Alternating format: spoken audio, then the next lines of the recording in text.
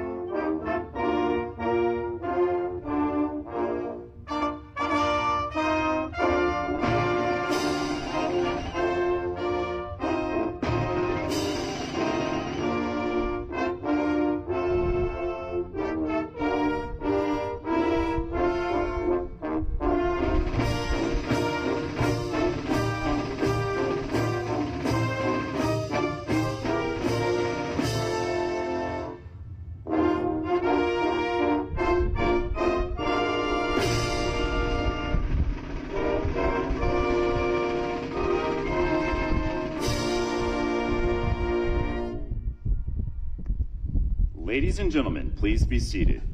Detachment, order!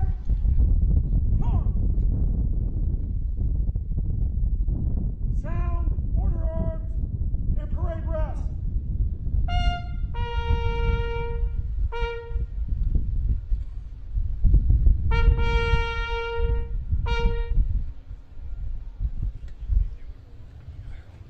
In the 82nd Airborne Division, we are constantly pushing ourselves to become faster, stronger, and more lethal.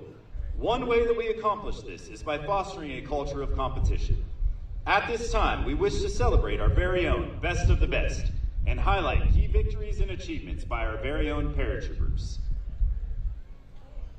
Ladies and gentlemen, we present to you the 82nd Airborne Division NCO of the Year. Staff Sergeant Christopher Snowber. He is followed by the 82nd Airborne Division Soldier of the Year, Sergeant Tyler Duranda. The Division Jumpmaster of the Year, Staff Sergeant Ryan Clark. Our Division Best Squad was selected as the Best 5 Trooper Team in the Division and consists of Staff Sergeant Kevin Saga, Sergeant Carlos Sampson, Specialist Wyatt McGraw, Specialist Liam Peacock, and Specialist Dylan Lannon. Finally, we wish to highlight our 4 finalists that have completed the grueling U.S. Army Best Ranger competition against 52 other teams across the Army. Team 23 in 9th place, First Lieutenant Zachary Simon and Sergeant First Class Christopher Nagel. And Team 22 in 15th place, Sergeant Zachary Irvine and Sergeant Keegan Ford, who is unable to attend today. Please join me for a round of applause in recognizing these exceptional paratroopers.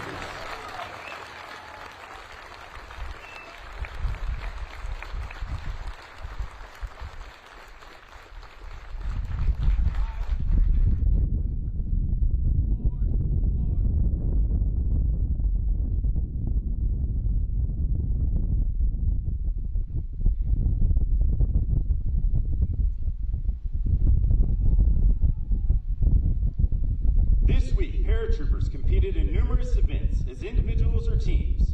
The dust has now settled and a clear winner has emerged.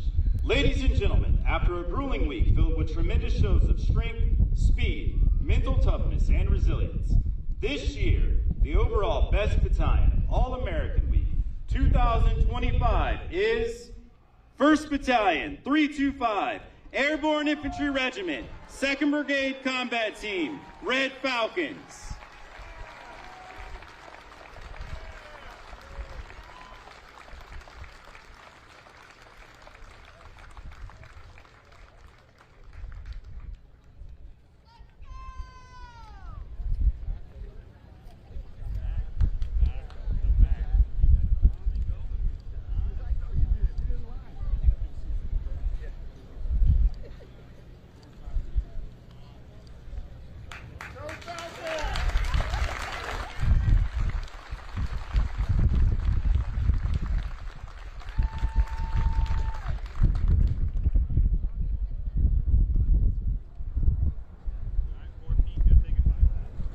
Ladies and gentlemen, at this time, please welcome the commander of the 82nd Airborne Division, Major General Pat Work.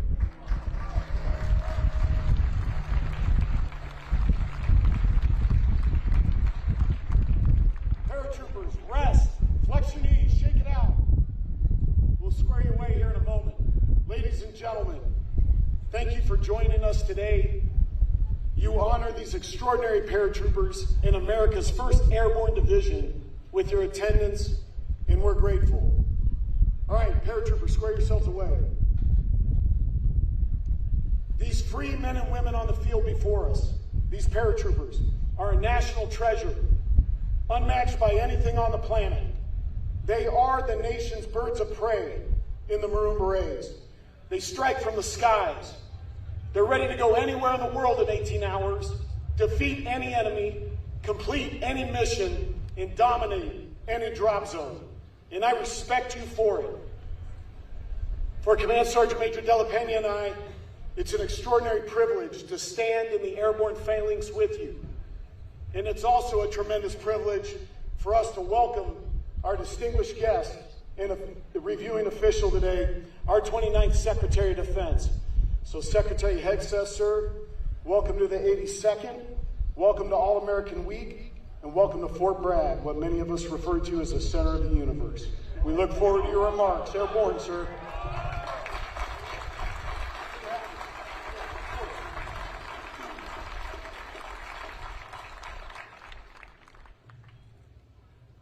What an amazing day. What an incredible opportunity. I thought I had the best job in the country. I don't think I do. Major General Work, thank you, congratulations. Appreciate your actions, your words, and your leadership. Along with Command Sergeant Major Della Pena, 2 of the best jobs in the country, best jobs in the world. It is an absolute honor to be here, not just amongst the current, but amongst the past. Amongst those who stand the line, and those who stood the line, those who fight and those who support them. This here, I know, is a community. It means the world for me and my staff to be here. There is nowhere I would rather be. We've had this day circled on our calendar in the Pentagon for quite some time. It is great to be here at Fort Bragg. It is Fort Bragg again.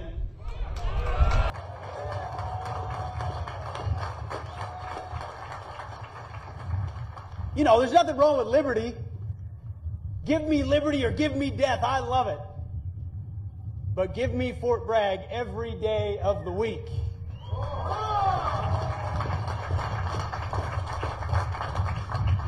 And to this formation out here, this beautiful formation, as I look, a message from our Commander-in-Chief, from your Commander-in-Chief, from President Donald J. Trump. We know that all of you, America's 911, that you have our back. The message from the Commander-in-Chief straight from 1600 Pennsylvania Avenue is he has your back.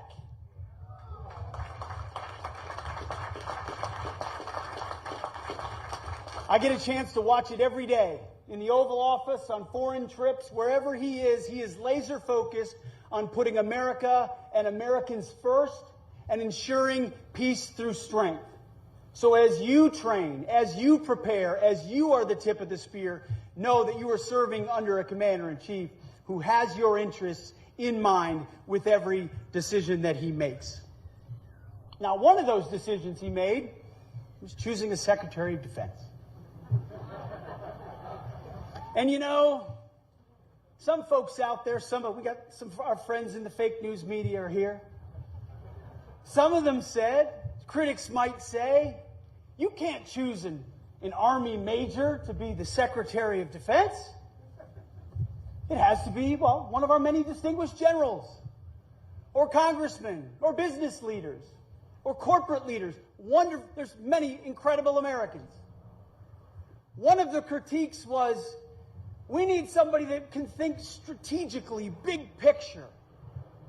We can't have a guy who thinks like the troops. To which I say, hell yeah, we can have a guy that thinks like the troops.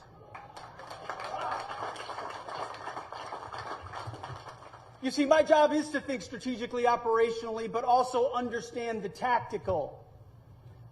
I have stood not that long ago in a formation like this one.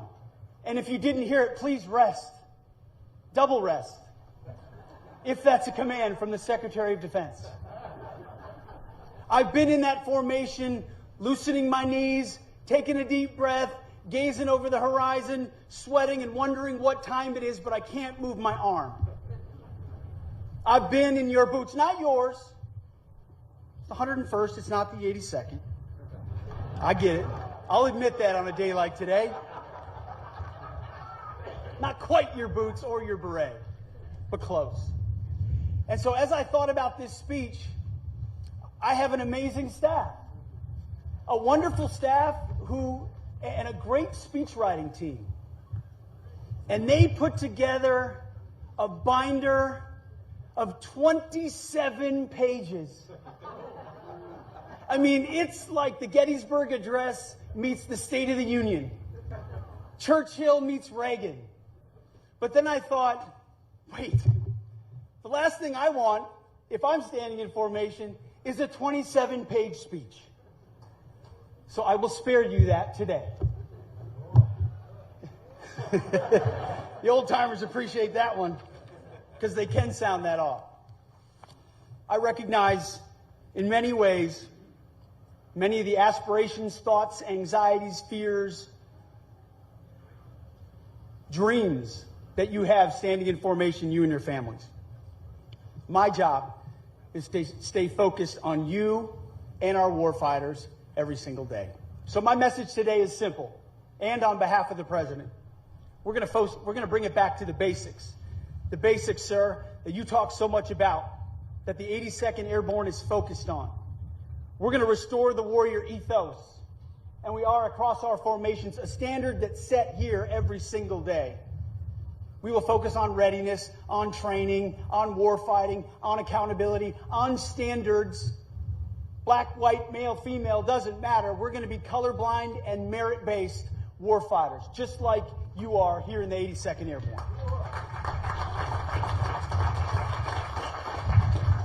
We're also taking care of our people. It's not just training. It's not just beans and bullets. It's families. It's historic investment in barracks and housing, in health care, and yes, in pay. There's a big increase coming for E1 to E4. Also, I've got a bit of an announcement today that might be of interest to this community. For the first time in 25 years, here at the Secretary of Defense, through the Secretary of the Army, we are increasing jump pay.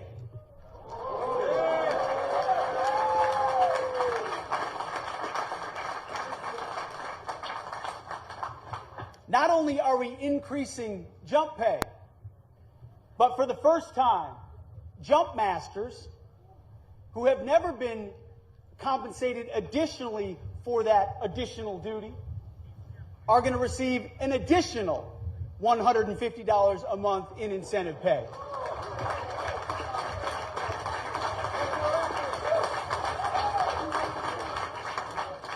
So here's to our paratroopers, our jump masters, who do the difficult things in difficult places that most Americans can never imagine. But I want you to know, inside the corridors of the Pentagon, you are on our mind with the decisions that we make in budgets, in planning, in deployments, in orders, in reorganizations. We have you and your families in mind. We're also going to rebuild our military. President Trump is committed to historic investments inside our formations. Our promise to you is that when the 82nd Airborne is deployed, if we have to call 911 for America's response force, you will be equipped better than any other fighting force in the world. You should never enter and will never enter under President Trump's watch a fair fight. That's my promise to you. We will rebuild this military.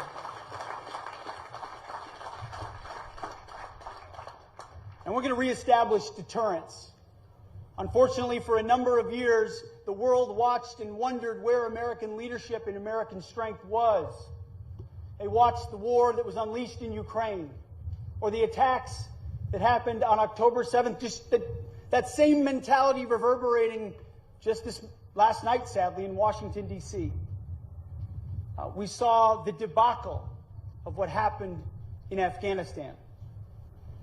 President Trump has said, by putting America first, we will reestablish peace through strength, and we will reestablish deterrence. And when I look out at this formation, the eyes of the men and women and these flags, I see the eyes of deterrence. I see the eyes of American strength. I see the eyes that will deter the wars that we don't want to fight, because we know we have a president committed, a commander-in-chief committed to peace, peace through strength. And my first platoon motto we ever had, which is one that you all know well, it's those who long for peace must prepare for war. You live that motto every single day on behalf of our nation, and I cannot thank you enough, express our gratitude enough for what you do. So, in conclusion, I'm going to turn to page 27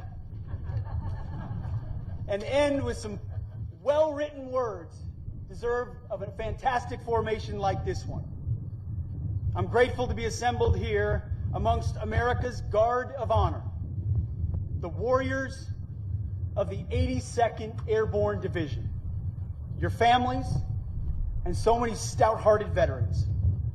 Like those who came before you, you keep showing the world the stuff you're made of, because we know you are ready for the important work that lies ahead. On behalf of the President of the United States, on behalf of the Office of the Secretary of Defense, on behalf of a grateful nation, Godspeed to all of you. God bless the United States of America. And airborne, all the way. Cool. Thank you.